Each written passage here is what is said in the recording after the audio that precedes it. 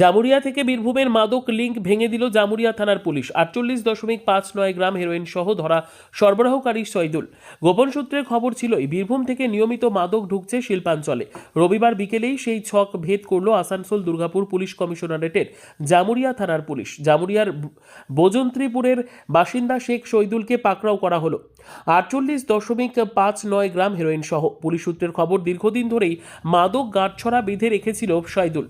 বীরভূমের সরবরাহকারী দ্বার আর জামুরিয়ার গভীর নেটওয়ার্ক। সেই পথেই রবিবার বিকেল 4টে নাগাদ 2 চাকার গাড়িতে ফিরছিল সে। সন্দেহজনক গতিবিধি ঠাউরাতেই বাগান ধাওড়া বাইপাস মোড়ের কাছে একটি স্কুলের সামনে গাড়ি থামিয়ে তল্লাশি শুরু করে জামুরিয়া থানার পুলিশ। তল্লাশি চালাতেই বেরোয় হেরোইনের প্যাকেট। আটক করা হয় বাইকটিও। মাদক উদ্ধারের পর শহীদুলের মাদক রুট সরবরাহ চক্র নেটওয়ার্ক সব দিকেই নজর বাড়িয়েছে পুলিশ। সোমবার সকালে তাকে তোলা হয় আসানসোল জেলা আদালতে।